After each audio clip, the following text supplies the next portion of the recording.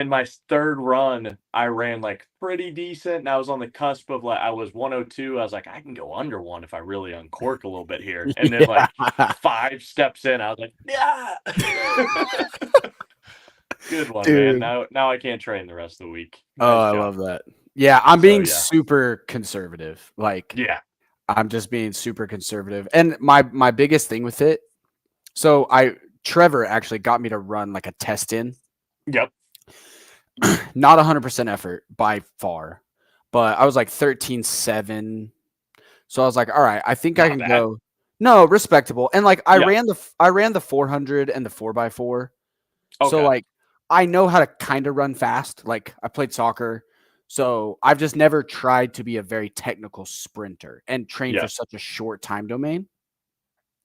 So much of what I'm doing right now is just starts and like accelerations cuz I That's want where to. you'll make up the most time anyway. Even fast people waste so Right. much time. And when I do it, like I'll, in a couple months I'll get spikes and like I Yep. want to do it legit, but I want it to look good. Yep. Right? Like I don't want to go like 11.5, 11.6 and it just be like, okay, this guy just got a lot of ass and he just made it happen. So I just went to the track today. It was some acceleration work and then I did tempo hundreds, Okay. which are harder Real hard. than they look on paper. So Yeah. I did 9 on the 120 and I just needed to be under 20 seconds, which wasn't Okay. crazy, but it's like it's work. Yep. It's not chilling for sure. So yeah, it was a good day on the track. And then I'll get out there again tomorrow and do tomorrow's my like velocity day. So I'll actually try to run fast, do some Okay. flies and stuff like that. But dude, thank you for jumping on. Thank you for Yeah. getting on with me. So I snuck in. We're live already. I snuck that in on us while we were just doing the All conversation. good. I didn't know if it. I don't know if it doesn't alert you, does it? That we're live or anything It says live 2 minutes, now. 14 seconds. It's Okay, got like a tracker. a tracker. Okay, I didn't know if it showed anything to like the guests. So, but yeah, I wanted to get you on. Obviously, we've chatted a little bit in the last couple of years. Kind of became homies thanks to Trevor and me getting out to Fittest of the Coast that year. But you and Trevor, to me, like I really value people who can talk about physiology and training in such a high level and with such scope, right? Like you guys train traditional strength conditioning athletes, but you are both very, very good CrossFitters and you train CrossFitters with your programming. Okay. I have a question Which for that is a because I've rare always one. wondered. Yeah. I've always wondered that. What does NBD stand for? Oh, my name is Nick. Nick Boudreau is also Nick. So it's Nick Okay. Boudreau DiMarco. My layman's guess on that was no big deal fitness. And I was like, he's just underselling the shit out of this. I don't even know where that came from, but at some point, like we just kind of started, I did Mayhem compete for like 2 years, I think, after maybe even 3 years. I think 2 years after my first CrossFit Open where I just got my doors blown off. I mean, like I Right. was just unfit, like signed up the gym owner was like, "Yeah, man, hit the Open. It'll be fun." And I was like, "Man, this stinks. I'm getting destroyed." This is awful. Yeah. This is really not fun at all. But so then we followed like Mayhem as a gym and we did like the separate compete track, whatever. And CrossFit was one of those things where I had gotten out of not training hard enough because I work at a gym or in a weight room. And it's like hard when it's your own job and like people come in, this and that. And we were just like getting things running here. So I was like, I just need to go somewhere else, not program. I program for enough people. I just want Right. someone to tell me what to do, whatever. But then you kind of get your bearings in it. You're like, man, this programming is just really bad. I mean, no offense to Mayhem programming. They got some good athletes, I guess, but they're Yeah, just good I athletes. guess. It's not because of the programming. Like Sure. especially to compete. I don't know what their individual athletes or, what the differences look like there. Right. But just made like next to no progress outside of just hitting a lot of very general fitness. And I was already regression to the mean, basically. Right. So then got into it myself, but then Nick and I just like randomly started programming for ourselves. then a bunch of people at our gym started popping in, and we were like, oh, we should just start selling like what we do. We're programming for ourselves. And yeah, so it's just our names, means nothing. Yeah, I mean, so I followed Mayhem for a bit after I had done What's Rich Doing originally. Yep. That was where I got my kind of start in the Mayhem verse when I was competing before Ascend and all that stuff. And it definitely changed a lot when Compete got a lot bigger. And I definitely, like, they are very tried and true classic CrossFit, high volume. And it's not a stretch for me with your background in like exercise science, strength and conditioning. Like, that would just, it's like nails on a chalkboard. Yeah. It works for some, right? Yep. And at the end of the day, like, if you kill something with enough fire, it's going to work to some degree. But yeah, people who come up in a more periodized manner, strength and conditioning, in season, off season, preseason, it's going to be a hard sell in that sense. So yeah. So how did you, I guess that kind of bridges, how did you get into CrossFit exactly? Because I looked up a little bit, like I did a little research on you, this, that, the other. We've talked, but like I don't really know your origin story into the space. Yeah. Honestly, it was just, I think it was 2019, I think was my first, like I had joined the gym like the week of the open, I believe. And it was like, oh man, like I think our first day, I'll never forget, we did whenever the open was in that year in 2019, my first class I attended, I was basically like, hey, I'm not doing an on-ramp class. Like I know how to lift. I know how to train. I'm gonna be wildly out of shape, but I have seen enough. I've been a CrossFit Games fan from afar. Like I've always liked watching the CrossFit Games, just never really done it myself. But I was like, I can lift. I played around enough to know I can do muscle ups and like random skills and stuff like that. I was like, I just want to join a class. Right. And yeah, I was like, oh yeah, come on in. And I hit Dallas 5, like the 5-minute. It was like I know one of them was 5 minutes of burpees. One of them was like snatches and box step ups or something. It was like, but you had 5 rounds of 5 minutes of just AMRAPs and then like a minute rest in between. Just I forget what all of them were. And like some just very pedestrian, like overweight male in the class just rocked me. And I was like, man, that kind of sucks. Like this is, I don't know. Like I'm not as fit as I thought I was. Yeah, this is oddly addicting, I think. Like I'd like to get good at this. Yeah. And like humbling, and it's like nice to have something to push for. But then the next day was like a 1RM snatch or something. I was like, oh, okay, here we go. More my wheelhouse. Yeah. And then the owner like had saw me do it and he's like, man, you should sign up for the open. I'm like, you did not see me yesterday. Like I shouldn't sign up for anything. But so I hit in 2019, I just did the class. We were like still kind of developing everything that we did here, but it was my wife. She was in the same boat as me. She had our daughter in June of 2018, was kind of coming off her biggest hiatus.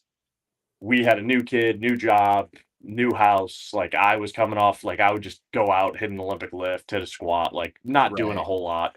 And so we both just wanted something to like force us to get active again. It was like the only time in the last 15 years where I had a stretch where I just wasn't training to the extent I typically do. And so it just gave me a new kind of avenue to hit something. And I really just hit the class for like all of 2019 basically. And then 2020 open, I think, was that fall. Yes, that was like a weird year. one. Yeah. So I ended up hitting like 2 opens at my most unfit for sure. But I think that fall when I hit the open, I was like a lot better obviously than I was in 2019. Right. And I was like, okay, like I'd like to be a little bit more competitive in this. I think this could be fun. Right. And then I just kind of upped my training, but that was when we followed Mayhem and I just followed that. And then I think 2 years in a row, I finished like within 2 spots of the same thing in quarterfinals. Like they started quarterfinals, second quarterfinals, and then after that, I was like, okay, I think I'm gonna start doing my own training.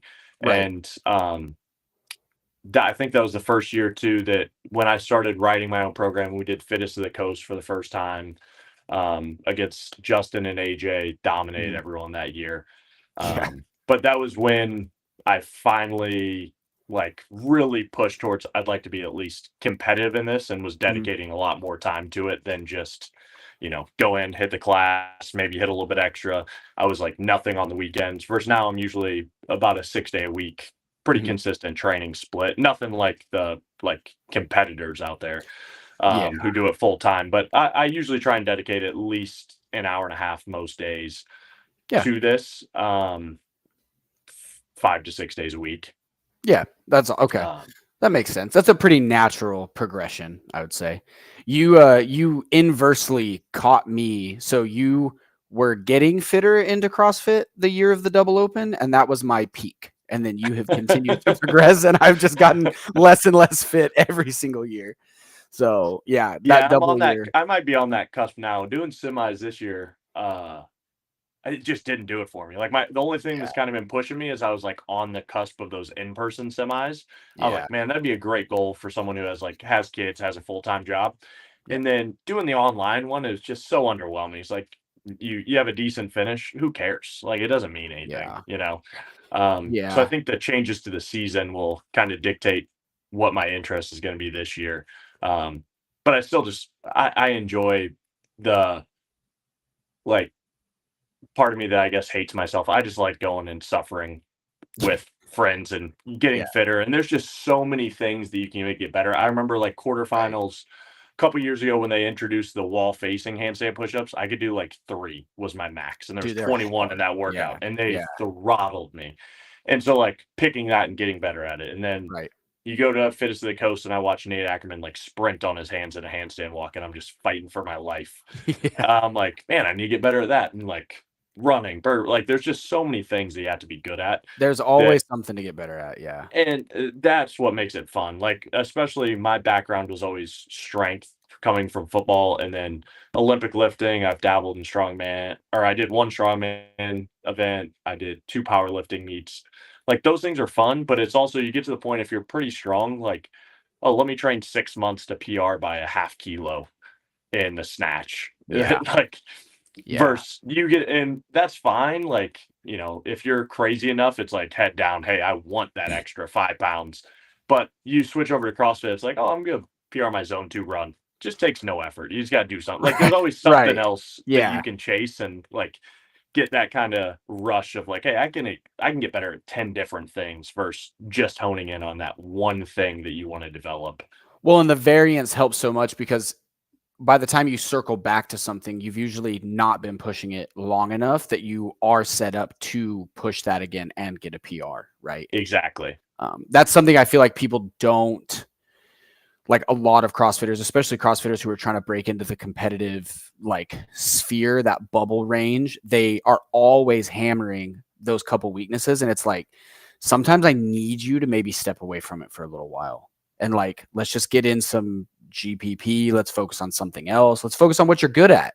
Fuck it. Let's just get you a little bit better at what you're good at, and then come back to this thing so that you're a little bit more resensitized to getting adaptation in that thing, right? Yep.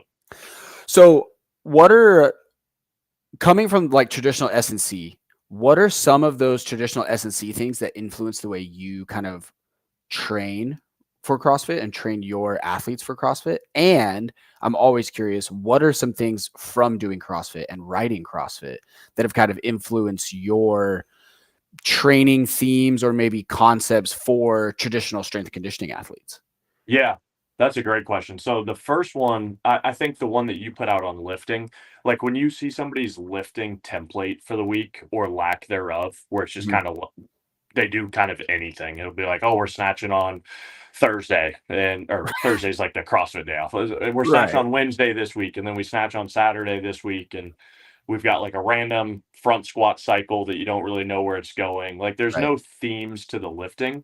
And I don't think periodization exists for certain. There's in strength and conditioning, the periodization's dead idea, because you're always trying to stay 90% or above in a lot of those competitive sports, but that's still periodized. You have a plan in place to keep everything in those positions. So having just a actual theme of what we want our week to look like and being really strategic about that. And your example of you snatch on Mondays, snatch is kind of the key movement that always shows up, whether you like it or not. You have to be good at it. You have to be good at it. You want to be competitive. And it requires the most nervous system activation. It requires the highest level of technique. You really want kind of the least soreness when you're hitting that, most fresh. Right. So Monday is just a logical spot to put that. Right. Or phase by phase, like I kind of go 2 models where we have set lifts on set days, and it's going to stay that way for the entire structure. Or we have a set emphasis on each day, and it's going to be our strength is early in the week when we're fresh. We're going to have dynamic effort in the middle of the week is kind of a recovery. If you have a little bit more soreness, you can still move a bar with max intent. Don't Right. care what the weight is, just has to move fast. Right. And then we're going to do our volume at the end of the week because we're probably teetering on that's when we're most beat up. Right. You can handle it. I don't really care about the weights. It's going to cause the most soreness. Now you have the most time to recover. Right. And so during certain phases of the year, especially like more as you get towards kind of like a special prep phase for comps, we'll usually switch away from like set lifts on set days into more of that kind of conjugate approach to CrossFit almost. And I like to do a very similar thing with our gymnastics. And honestly, Chat GPT's been amazing for that because like you can sit there on Excel all you want, but I'll be like, okay, here's the 12 movement. Like I want to hit every movement every week when we get close to a special prep phase. And so I'll put them in, but I don't want to hit bar muscle up, GHD, and handstand walk together all the weeks. But I want to hit a strength emphasis of one. I want to hit a ton of volume in like large sets of one.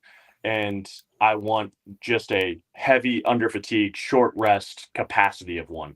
Right. And so if you put that 3-week model, you take all those things, you say, hey, I want to hit all of these 3 times over the next 9 weeks in different pairings, and it'll rotate and make the rotation for you. Yeah. Saves you 45 minutes of drawing arrows and shit. Like, I've been there. And then I'll go in and be like, okay, here's my pairing. Here's my emphasis. What is a workout that kind of fits this? Right. And that is where you have a periodization and a plan with the chaos of CrossFit, which I really like. And then a lot of the same things for like, as you get close, hey, a deadlift cycled is always going to come up. A light barbell cycled, a dumbbell cycled, burpees are going to come up. Like pick some of those movements and same thing. Twist how they show up, couplet, triplet, some sort of a chipper, rotate those through to where you have like a theme for the week. And I think people get lost in the idea like they just want it to be creative and random versus the structure allows creativity because it's like, hey, these are my movements.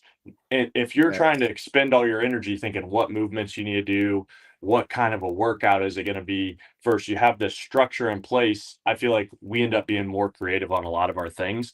100%. And I think it really helps us in a lot of ways that we'll typically have the 2 of us program for the entire phase, kind of like, here's our weekly structure. You take the week 1, Monday, Wednesday, Friday. I'll take Tuesday, Thursday, Saturday. The next week we flip to where you get kind of fresh ideas. And like my strengths, I tend to program for my weaknesses. So when I program, there's a ton of burpees. There's a lot of strict handstand push-up volume.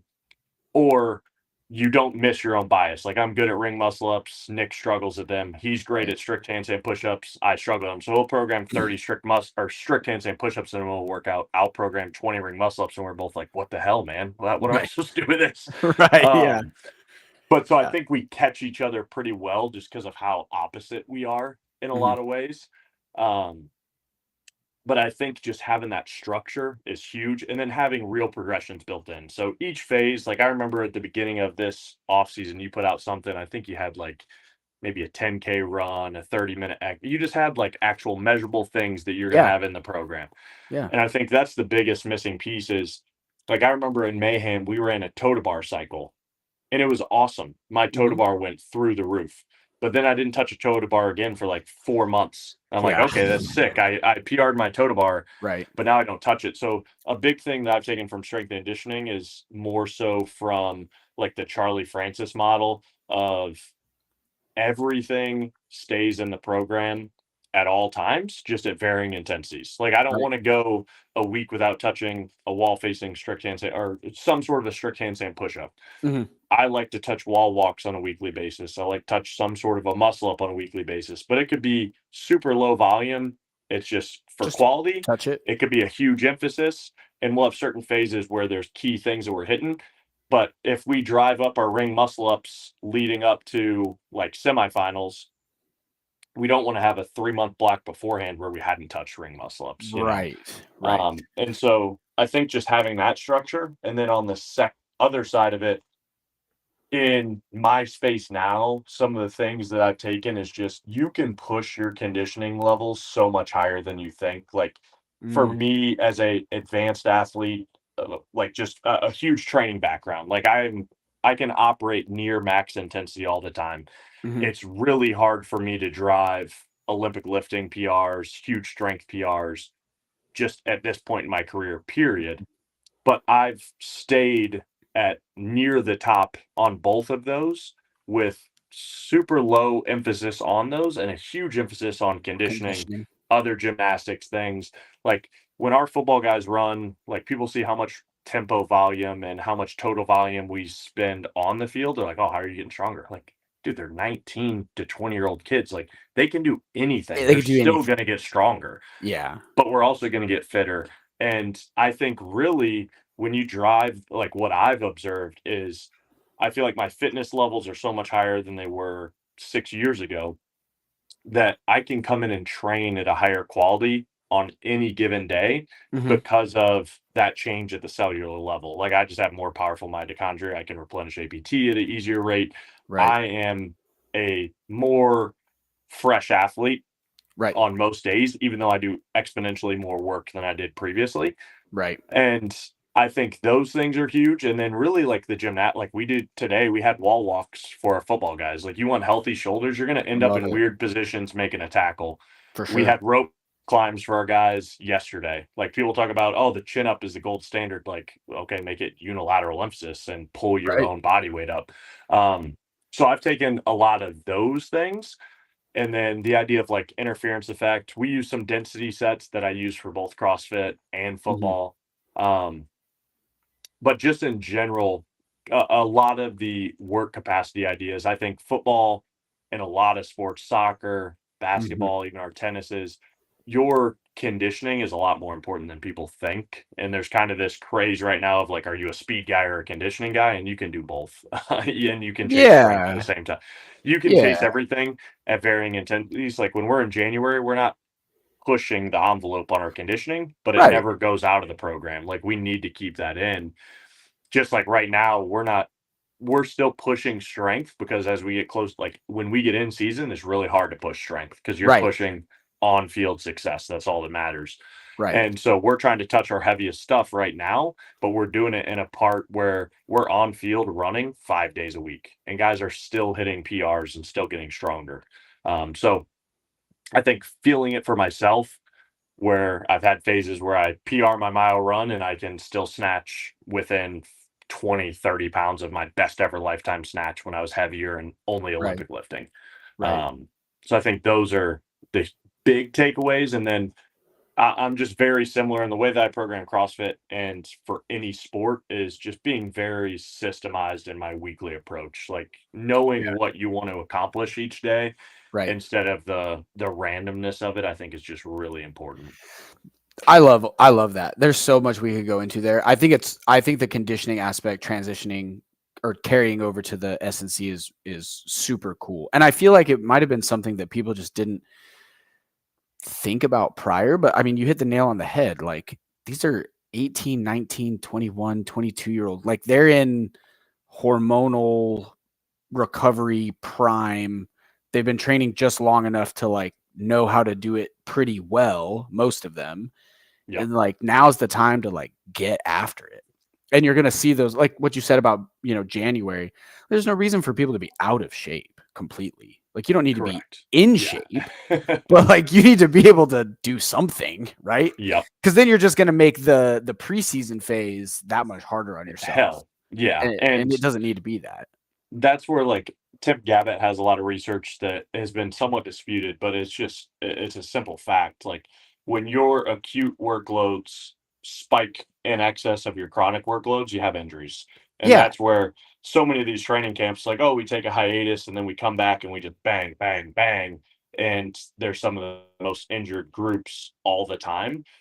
Versus, I, besides this week being an idiot and ripping some max effort sprints 6 years removed from doing them, like I've been a almost completely, knock on wood, uninjured person in CrossFit. And I train a lot with a lot of other stressors at kind of older age too. Right. So I think having a good weekly structure keeps athletes healthy. And as you know, like they're pushing so much volume, there's going to be some issues. But if you can get those workloads built up over a Mhm. long period of time, you're going to have a lot less issues. But when you Yeah. get those huge spikes, like, hey, we really ramp up during this training camp and you haven't done the things that you needed to do to get there, you're going to have trouble. Right. I feel like that's such a big thing in CrossFit with ramping up for competitors is the speed at which people ramp up like aerobic or aerobic threshold work. It's like they'll do, 6x400 and then the next week it's 6 or 7x800 and they're just adding thousands of meters. They're adding like 1,600 meters of volume every week. And then they get 4 weeks in and they're just like Achilles is crippled, their knees hurt, and they're not actually any better at running. It's like, dude, no, like baby steps, like steady inputs. Like I think for me, and I think it's something we jive on a lot is when I think about training, I don't, yeah, I think about the training and like what it is, but it's almost just like, okay, what inputs am I giving? Like, what is the frequency of the input and what kind of input am I giving this week? Like, if somebody needs to be getting stronger, I need to make sure we have a lot of inputs that drive strength. Like, that's what I need to do. Like, the methods of which can vary depending on the year and the time of the year and where the athlete's at in their journey, whatever. But it's like, if you almost view it just from an input standpoint, it can help, I think, make it a little bit simpler for people. And I would say, Absolutely. dude, your take on gymnastics progressions is the most underrated thing I have seen in the last like 3 years, 4 years as a coach in the CrossFit space. So many people I see trying to get better at gymnastics. They never do gymnastic strength bias. Ever. Yeah. Ever. It's just volume, which is like, there's something, yes, you get technical proficiency out of that. You get reps, but it's like, hey man, strict handstand push-ups to the ground are a lot easier when you've been doing them at a 6-inch deficit. Yes. Because it's more strict load. Press, if I strict press 225 instead of strict pressing 205, 155 is easier. Like, right. And it's not sense to lifting, but not in gymnastics for whatever reason. Like nobody really touches the strength end. It's like, oh, let's do more strict pull-ups. Like just add a weight belt, man, put a weight, and get really strong at strict pull-ups. Yes, and that will keep you from blowing your shoulder off. Yeah. Doing chest to bar and things like that. That's something, and it's not a one size fits all. Like I have an athlete, he can strict press a house and he's very good at deficit strict, but his like strict capacity has taken a long time to build. That's okay. Yep. Like it's not, for everything the good Lord gives, he usually takes somewhere else, Yep. So it's probably not going to be like a magic bullet, but it definitely helps in that well-rounded progression to make you better at all things, right? Or all the components of a skill. Yeah. And it's so independent to the person. And that's where like you have to have that general template though of hitting some sort of strength, some sort of high end max effort. Like you want to improve your max set of everything really to an extent. And then the volume of it. Because like for me, I can come back to strict handstand push-ups and just grind through reps that everyone's like, oh, like he should not be able to. And I just like keep moving. Same. But then you see some people and it's just like bang, bang, bang. And then all of a sudden it's just done. They can't hit a rep. And some people are like Hank, who I've done Fist of the Coast with, he will sit back off the wall and hit a set of 2, kick back, shake out, hit a set of 2, and he'll chip away at 30 reps. And I'm like, if I hit 2 reps, come off, pop back up, I feel worse. Like I'm going to grind through 10 to like 1 rep in reserve, shake it out for like 30 seconds, get back up, and we'll Right. finish in about the same time. Right. The ways that people go about everything are just so unique to the person. Yeah. I told Trevor this one time when we were just talking on the phone, and watching people do a mixed modal workout is always super interesting to me because I think the way I said it is it's solving a physical problem in real time with a person's physiological dispositions. So it's like people are going to easy example that everybody will understand who ends up watching this. I am a quick singles guy, but I'm not super strong, and I'm built like a freaking tree, and I'm aerobic. So it's like if I take out that eccentric loading, that's just what my brain naturally says to do. I can just follow the bar down and just keep, and my heart will feel like it's in my throat, but I can just keep moving the bar over and over, right? And there's other athletes who are like, nah, fam, I'm about to walk in here. I'm going to go to the chalk bucket and I'm going to do all 20 clean and jerks. And then I'm going to move on, right? Because for them, the quick single stimulus, their aerobic system, it feels so much worse. And they would rather take that big recovery and then use their disposition for strength and power to just blast it and then deal with it afterwards. And it is so interesting because as a coach, you almost have to try to find ways to force people to solve the problem the way they need to learn how to solve the problem for their physiological adaptation. I have that very issue myself, and I go through phases where it's like, if you get into the CrossFit Open, it's like, you just got to do what you got to do. Like, yeah, hey, whatever's going to get me the best score. You're in a competition. But like, I end up on an Echo bike, 50 cals for time at the end. I'll sandbag the movement right beforehand, be 20 cals behind someone, get on there and just yeet the bike as hard as I can and finish under a minute and come back on somebody. right. But if you say, hey, you have to hit these 50 cals at 70 RPMs the entire time, I'm shaking. Like, You're I going can't to do that. hate it. I'm Right? afraid. Yeah. I'm going to die. But yeah. that's where, like, in the early off season, like, a big focus for me is like zone 3 or zone 4 type AMRAPs, where it's like, hey, I just want to be like a good CrossFit athlete who's just really cyclical. They just keep moving, the heart rate's steadily increasing, that oxygen uptick is slowly increasing, not work, rest, which is what I'm good at. But you also have to kind of play to your strengths at certain times and then play to your weaknesses at certain times. Like, to me, the Open 2 years ago when it was like the row super light deadlift double under workout. Yeah. The I was AMRAP. like, yeah. To me, the strength of that workout is the row. And cycling a 185 barbell, I don't love. 50 double unders unbroken, I don't love. Like, jacks my heart rate more than it should. But I played that workout the exact opposite. I said, I'm going to recover on the rower and I'm going to blast the stuff that I suck at. But I know that me recovering on the rower is like, I can pull a 2-minute pace and get my heart rate down and feel good, versus somebody else is like really pushing to hold 155 and then heart rate's fine on the other things. Right. And end up with a great score on a workout that I didn't love overall.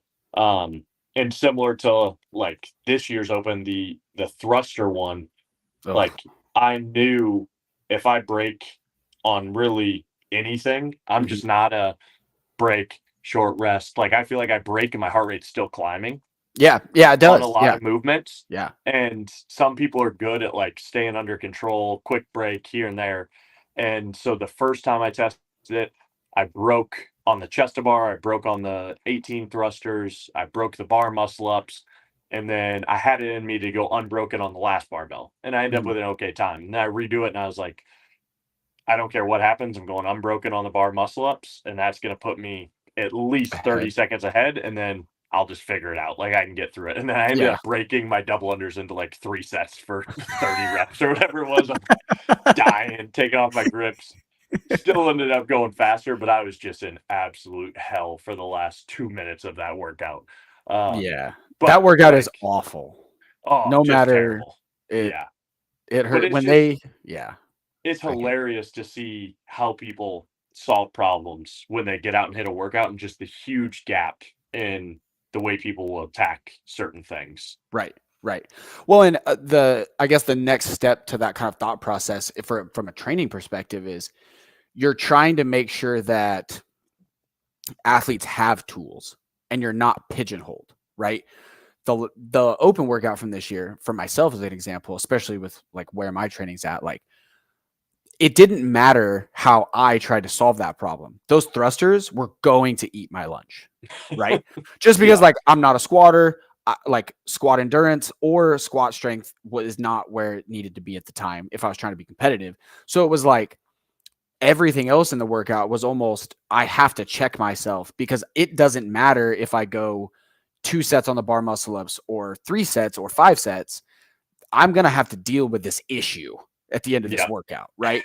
So then as a coach, you know, if that was an athlete from a training perspective, it's like, okay, we have to fix this because you have to get to a point where you're not pigeonholed by this roadblock anymore, right? And a lot of times that comes back to strength or endurance in a movement pattern and things like that, right? The more nuts and bolts. I wanted to ask you, because you are a very, very strong gentleman. I would be remiss if I did not drop the fact that you have snatched 185 pounds with one hand. I will share your Instagram after this so people can go watch that, because I didn't, when I was first, Trevor had mentioned you. He's like, yeah, Nick. And I was like, okay, cool. Who's this Nick guy? And he sent me your Instagram and I like went down and I saw that and I was like, oh, that's a good party trick to have. That's a thing. All right. Anyways, what are some of the biggest takeaways you think kind of athletes could take away in the CrossFit space who are trying to be competitive could take away in terms of strength training or Olympic weightlifting training? Like from because I feel like the classic CrossFit model for strength training or the competitive CrossFit model is you do a shit ton of reps, you know, doubles, triples, maybe some singles, but it always seems to me it's like EMOM or on the 90 seconds, or it's paired with a machine, and it's like, it's that, or it's, okay, today's snatch day. So you're going to snatch, you're going to do snatch pulls, you're going to do snatch deadlifts. And it's like, dude, Jesus Christ, we've been doing snatch work for an hour and a half. What are we doing? Yeah. So what are some of the things that you feel like athletes could take away from kind of more traditional models of strength training in the Olympic lifts or general strength training that would behoove them? Yeah, I think the number one thing is like when somebody just has a clear roadblock and they, you know, oh, I'm a great runner, I'm great at the gymnastic stuff. They throttle the first open workout every year because it's a light dumbbell, it's burpees, etc. Right. Just like everything in the program at all times, vertical integration type approach. But man, you should be hitting that once a week. You're great at that. Right. You should have your 5-day or 6-day lineup of strength work is what you need.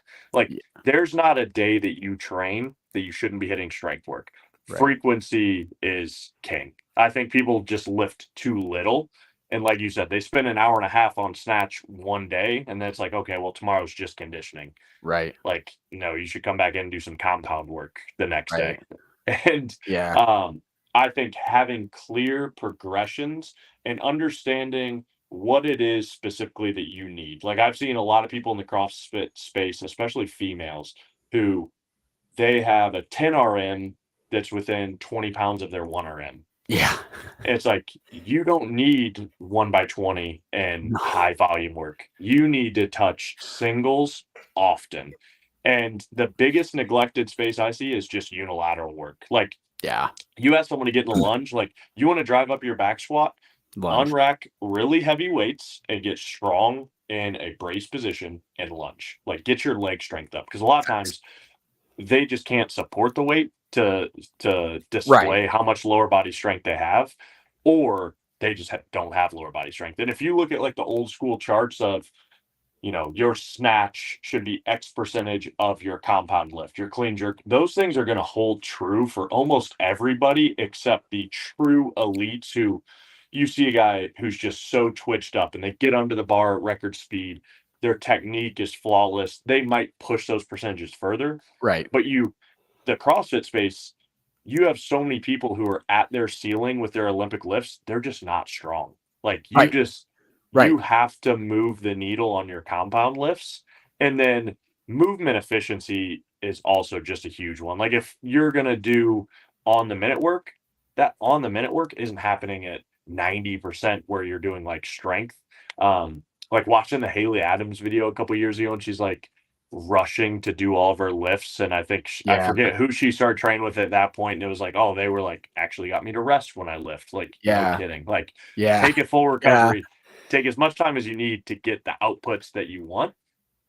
But I mean, I've had athletes where it's like, if you don't improve your back squat, you're just never going to PR an Olympic lift. Like your Yeah. back squat is just so low that, like the guy who owned the gym that I used to work out at, he's a 315 clean guy at 170 pounds, but he Okay. back squats 385. Like, where are you going to go from there? Like Yeah. you can Yeah. pull, you can get under a bar, You're you not going can't to stand stand it it up. up. Yeah, so it doesn't matter.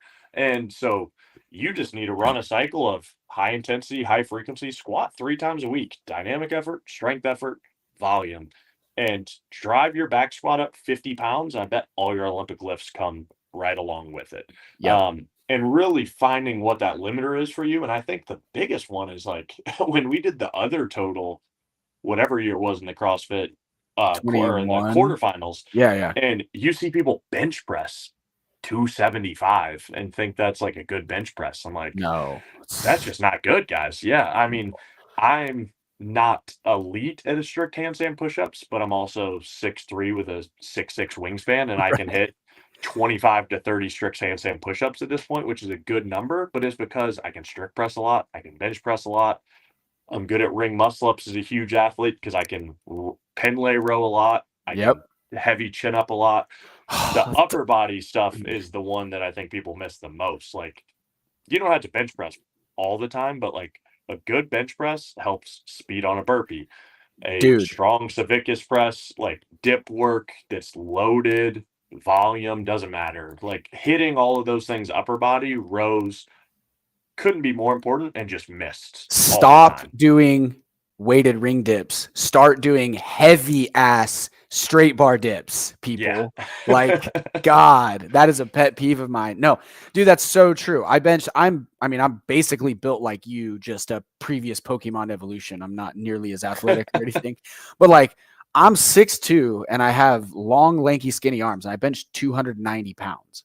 Like when I was training competitively, it's like, and you know what?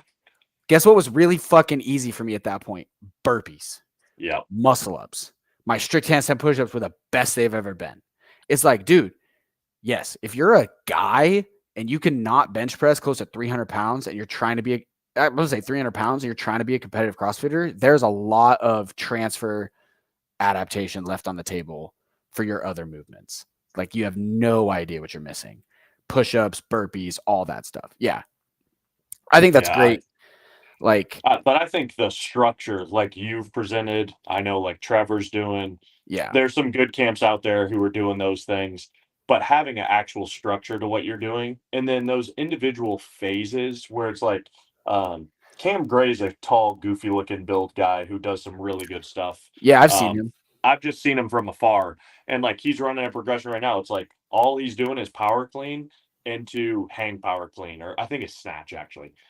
Like you want to improve your snatch, same thing. I can power snatch a ton, so I can get like you can get under a snatch at a easier weight, and really, like almost every event is gonna have like a set.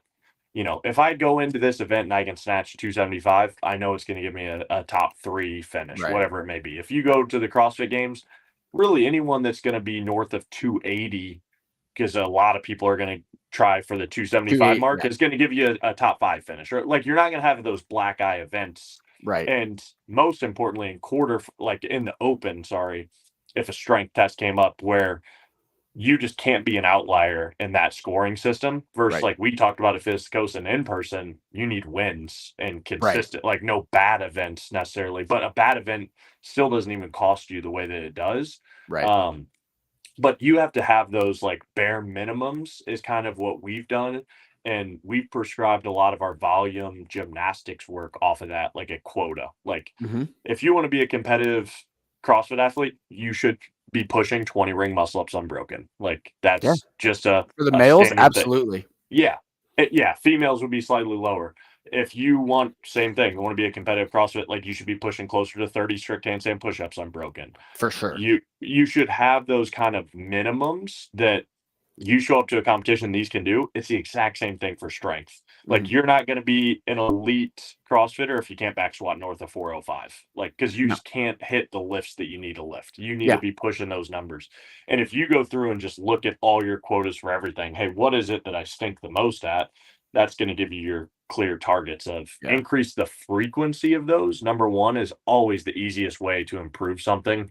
Just do more of it and doing increase more of the it correctly. intensity. Right? Correctly. Yeah. Like that's the thing I think people mess up with the snatch in particular or squatting that probably came pretty intuitively to somebody like you with your strength background. It's like, dude, if you really suck at snatching, like if it's a technical issue, if you back squat 405 pounds and you only snatch 225 pounds, you can snatch 3 or 4 days a week to improve your ability to snatch. You just have to not be an idiot about the way you program it. And the other thing that I think people don't realize as much is it's also not going to bang you up as much to snatch 225 because 225, if you're a 400, I had an athlete on the first year I coached team, Casey Viator, he's one of our coaches. Shout out Casey. He could back squat 500 pounds. He's built like a brick shit house. And his snatch was like 240. And it was just technical issues. Like he just had technical issues. And I had him snatching 3 or 4 days a week at 200. Like he'd have a technical day. And then like we were doing reps at like 200 to 225 because that was really where his technical issues started to show up and he'd get the yips. And he asked me, he's like, dude, we're snatching a lot. And I said, yeah, but it doesn't matter because it's so little weight. It's less compared to what you can to what you can handle. It doesn't matter. Like your snatch is not even 50% of your back squat, dog. Like physiologically, it's nothing. It doesn't matter. Like we're just getting better at the act of doing the thing, basically. And I think people don't realize if you have a strength reserve, you can do the lifts a lot. Or if you don't have a strength reserve, you can do, like you said, dynamic day, a repetition day, or a volume day, and a traditional strength or a max effort day. And it's like learning how to use different loads will get you the ability to train those things multiple times a week. And the frequency is where the good stuff is, right? For sure. And, I almost put out a post the other day because when I hit the heaviest clean I've hit in a long time, and I hit the heaviest power clean close to what I've ever hit, I think. And I was watching, I'd started filming from like 275 on, and every time, which I just have a huge experience in Olympic lifting, but I lift my toes, legs long, I squat down as soon as I catch the tension, like I have a dynamic start position. But every single weight just looks the exact same. Like it didn't matter what the weight is, my catch just slowly crept lower and lower.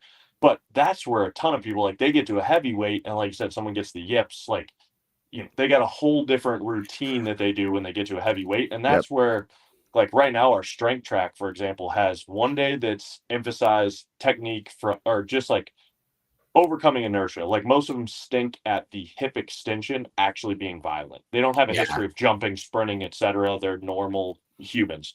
And so from blocks, from a hang, explosive power into a technical catch. Yes. Mondays is the freshest you're going to be. That's where we're going to hit our heavier weights. Some sort of a cluster is what we're doing right now. So hit a quality rep, take quality rest, and hit a set of 3 to where we can get heavier weights in the positions that we want.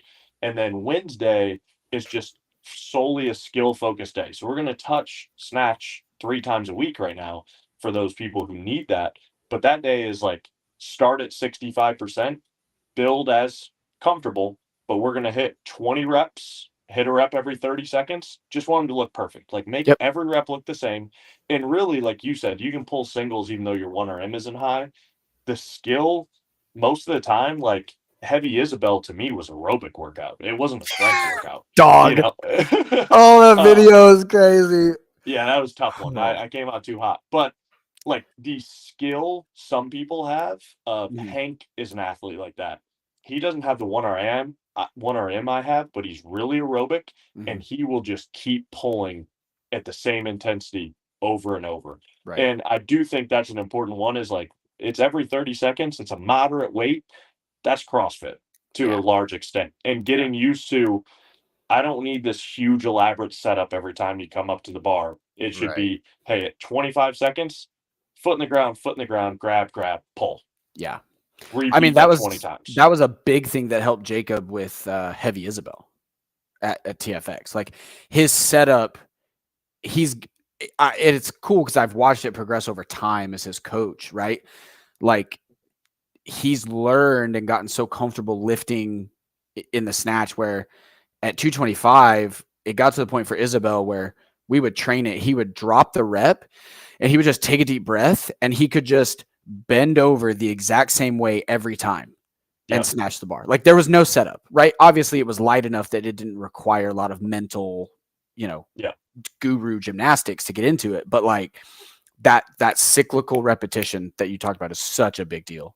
And it carries over not only in your strength training, but your in mid workout, heavier lifts and moderate weights and things like that, right?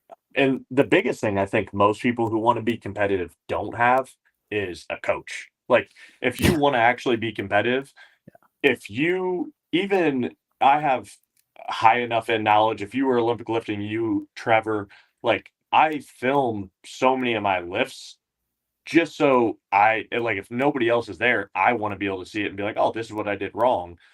Most people don't film enough of their stuff, even if it's workouts. Like, to me, download Wadproof or whatever app it is, or just fire up your camera roll and have the clock in the background. Yeah. Like, if you watch how much time you bleed between movements, like, oh, I'm always this type of rest, like, program the workout towards like, hey, I'm going to break everything 3 times, but I'm going to take 1 deep breath and then go.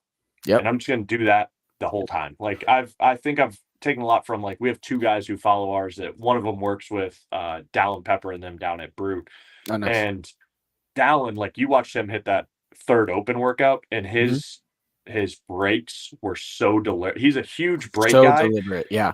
And they're always deliberate. And like, if I tried that, I would do terrible on a workout. I would do much worse. Right. But his athlete IQ is really high.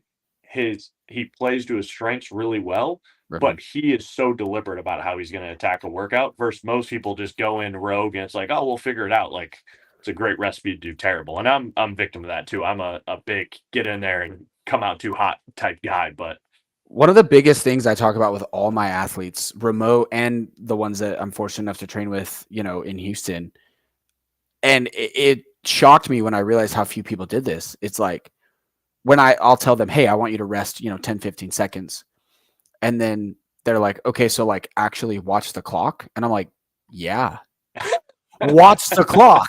Like, look at it. And when it's 15 seconds is over, get on the bar like that, or try to be getting on the bar at that point to like learn. Yeah. Like, I'm a big proponent. Like me, if I did a qualifier and I actually cared about it and like or the open, like I am like a hawk for the clock because I can use it to keep myself accountable, whether it's in training or a competition, right? And to the videoing thing, that's such a big deal. I think athletes, I don't know. I think they just video stuff when they want to put it on Instagram, but like I videoed every single one of my sprints today.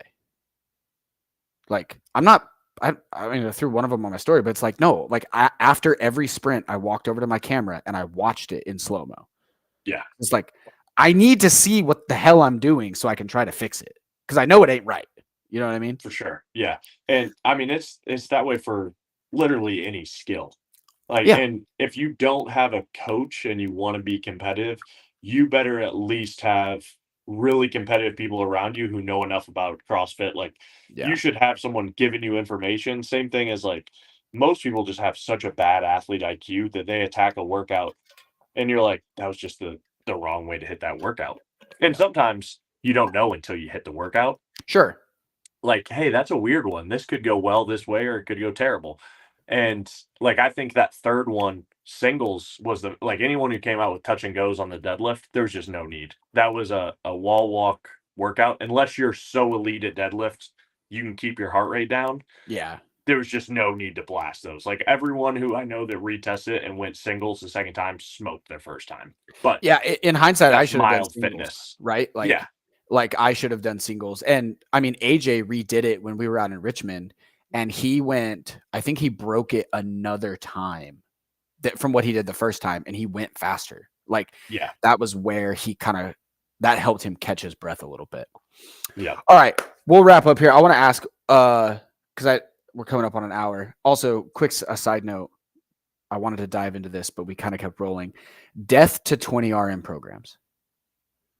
Yeah, I mean, I use 1x20 for our new freshman athletes. That's every year. It's great. For a CrossFit athlete, it's just really the last thing they need. I have a young lady I train who she is just she's still young. She hasn't really hit her, like, she's not in her grown woman body yet. We're trying to get strong. She's a former gymnast. I put her on 1x20 and we added 5 pounds a week for like 20 freaking weeks. But it built her a lot of volume.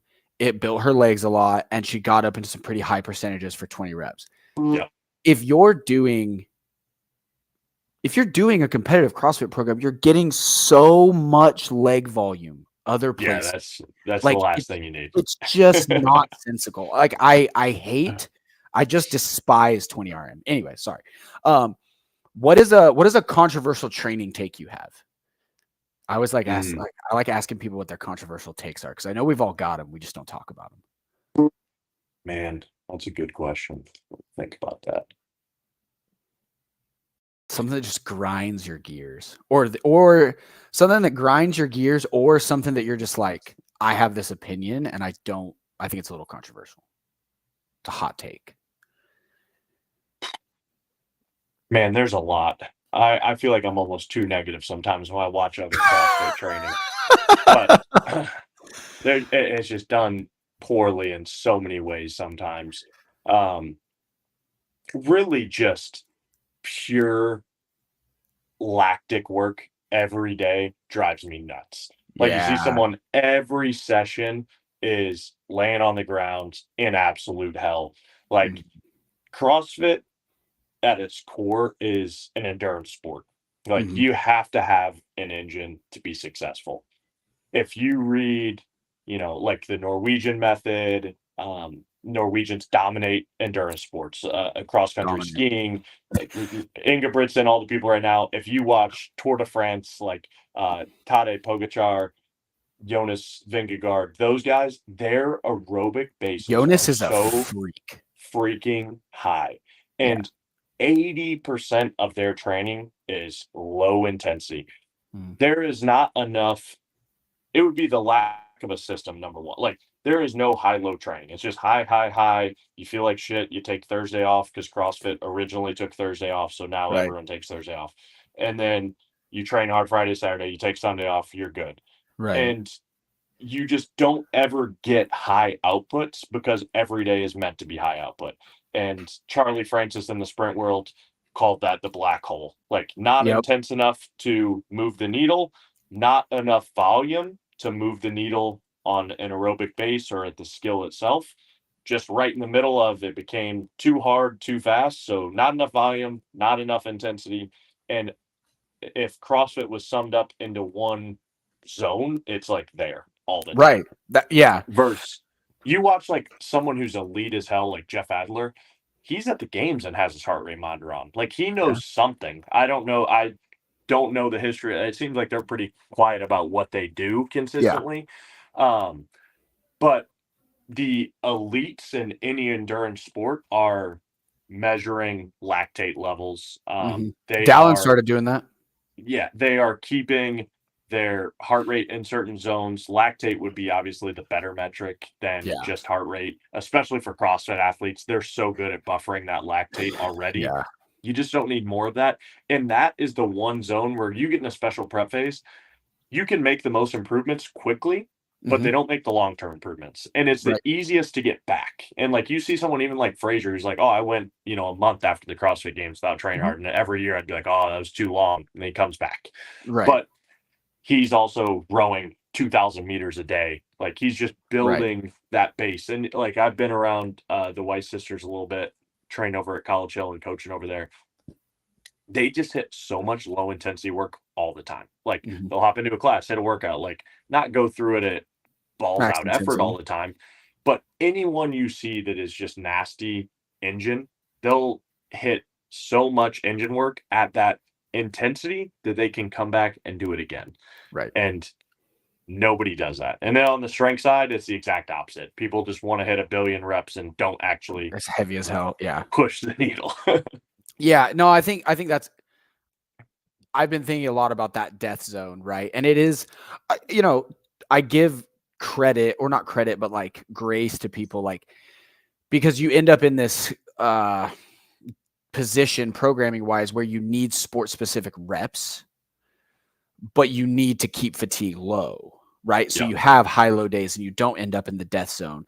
And that can be difficult from a programming perspective, to be for sure. getting meaningful volume for adaptation of strict handstand push-ups to bring muscle ups, blah, blah, blah, blah, blah, blah, barbell cycling, but keeping your heart rate low, right? In a, moderate setting day, a lower day, so that you are more aerobic with movements that are not by nature for most people aerobic. They're anaerobic Yeah, movements, right? So it is difficult, but for that sure. is just the onus of the programmer to kind of try to figure out those things. I mean, I did a workout. I gave a workout to Courtney, like an aerobic threshold workout last Saturday. It was 30 minutes on the bike, on the Echo bike. I give her a lot of RPE targets because it Yep. helps regulate her a little bit. So I told her RPE 7 to 7.5. And every 2.5 minutes for the first 6 sets, you get off and do like a 9 cal ski, just more cyclical movement, just a little different. And then on the back end, because we are working on her bench press, it was every 2.5 minutes, a set of 8 to 12 bench press at like 105. Right. And I could have wrote that workout completely differently, but it got her a little bit of bench press volume. The version I did, I got off every time and did a set of muscle ups, and then I did a set of toe to bar for the back half. Right. Yep. And it was like, that was a huge aerobic stimulus, especially for me, but I got in like 36 ring muscle ups and like 100 toe to bar. Yeah. Right. In decent sets. I did 6s on my ring muscle ups, and I opened with 15 on the toe to bar, forgetting who I was. And then that quickly deteriorated. But like creating programming structures and just realizing the high low day thing. Like, I think that's such a big deal. And it's something I didn't originally, do, to be honest, with It's hard to my do in programming. CrossFit, like you said. But to me, like a low day is easy when you say, "Hey, it's going to be upper body lifting," because you can bench a 1RM. It's just not that hard. You It's squat a 1RM, your body knows that it just went through some shit. yeah, You can PR your bench and be like, "Man, I just feel good. I got a good it pump." was a great day. Yeah.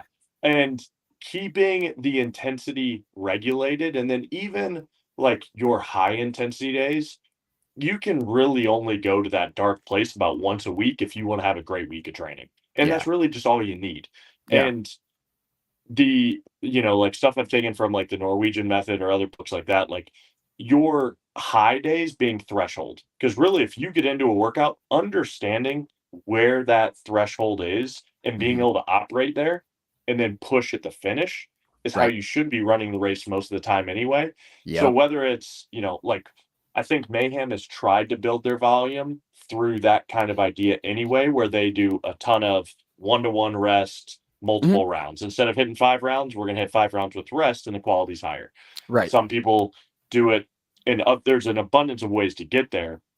But if you say, hey, we're going to hit this at 8 RPE, 9 RPE, maybe even you take away reps the next round to where you can Mhm. keep the intensity high but not spill over, learning that threshold. And if you hit stuff at that threshold and below, you're rising your peak, number one. And two, you can come back the next day and not feel like garbage, is the Right. big thing. Right. And really, the name of the game, especially for somebody like the high end competitors, their volume is going to be so high no matter what. Yeah. I think it's even more important for them to have a good structure of how they do things. Yeah. But for the people that train an hour and a half a day and, have like Courtney's a full time employee, she's got a Yeah. husband, she's got other shit she's got to do.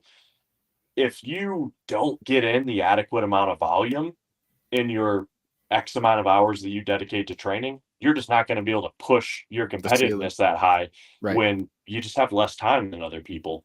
So maximizing that time is really important. And that's where if you fall into that black hole range and you're never really pushing your volume, it's just really hard to actually get much better.